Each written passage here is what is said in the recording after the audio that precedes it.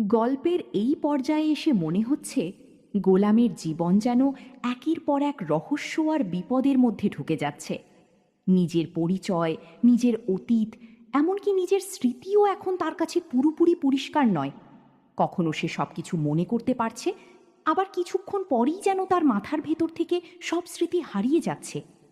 কিন্তু এর মাঝেই এমন একটি ঘটনা সামনে এসেছে যা পুরো গল্পের গতিপথ বদলে দিতে পারে। গোলাম জানতে পারে সুমন নামের এক যুবককে গোপনে বন্দি করে রাখা হয়েছে। অথচ সুমনের আসল অপরাধ কি? সে শুধু অন্যায়ের বিরুদ্ধে প্রতিবাদ করেছিল, আর সেই প্রতিবাদের কারণেই তাকে তুলে নিয়ে গিয়ে একটি গোপন সিলে আটকে রাখা হয়েছে। সবচেয়ে ভয়ঙ্কর বিষয় হলো এই ঘটনার সঙ্গে জড়িয়ে আছে স্বাস্থ্যমন্ত্রী আবিদ সাইফুল্লাহর নাম।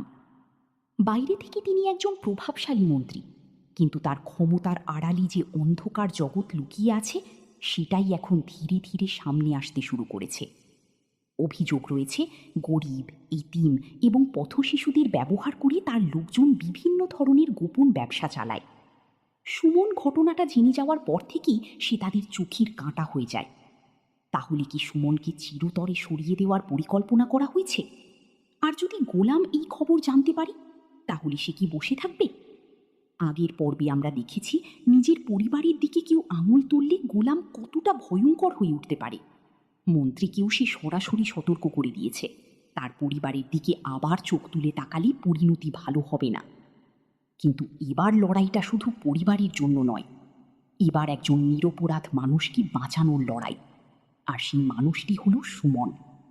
তবে গোলামের সামনে সবচেয়ে বড় বাধা হয়ে দাঁড়াবে তার নিজের স্মৃতিশক্তি।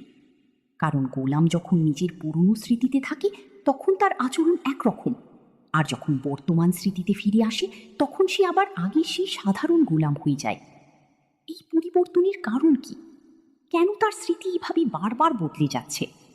ডাক্তারও এর সঠিক সমাধান দিতে পারছে না, এমনকি তাকে একজন বিশেষজ্ঞের কাছে নিয়ে যাওয়ার কথাও বলা হয়েছে।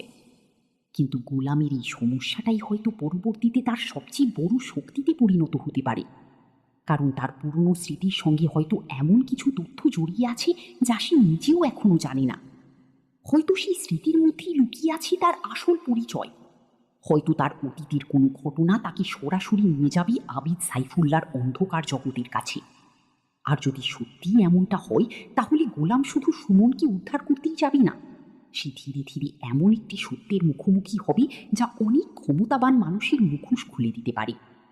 কিন্তু আবিদ সাইফুল্লাহ নিশ্চয়ই চুপ করে বসে থাকবে না। গোলাম তার পথে বাধা হয়ে দাঁড়ানোর আগেই তাকে থামানোর চেষ্টা করা হবে। হতে পারে গোলামের উপর নজরদারি শুরু হবে, হতে পারে তার পরিবারকে আবারও বিপদের মধ্যে ফেলার চেষ্টা করা হবে। আর তখন গোলামের সামনে থাকবে মাত্র একটি পথ, নিজের ভয়কে জয় করে সত্যের দিকে এগিয়ে যাওয়া।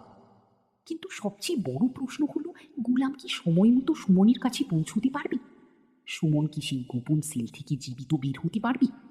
আবিদ সাইফুল্লাহর আসল চেহারা কি গোলাম সবার সামনে প্রকাশ করতে পারবে? আর যে স্মৃতিগুলো বারবার গোলামের কাছে ফিরে আসছে, সেগুলোর মধ্যে আসলে কি লুকিয়ে আছে? কারণ এখন পর্যন্ত আমরা শুধু গোলামের স্মৃতির পরিবর্তন দেখেছি, কিন্তু পরবর্তী পর্বে হয়তো সেই স্মৃতির সঙ্গে জড়িয়ে থাকা আসল রহস্যের দরজা খুলতে শুরু করবে। একদিকে মন্ত্রীদের ক্ষমতা, অন্যদিকে গোপন চক্র, তার মধ্যে বন্দি সুমন, আর সবকিছুর মাঝখানে দাঁড়িয়ে আছে গোলাম। সে কি এবার নিজের পুরনো পরিচয় ফিরে পাবে, নাকি শত্রুরা তার স্মৃতি হারানোর দুর্বলতাকেই তার বিরুদ্ধে ব্যবহার করবে? সব উত্তর পাওয়া যাবে পরবর্তী পর্বে।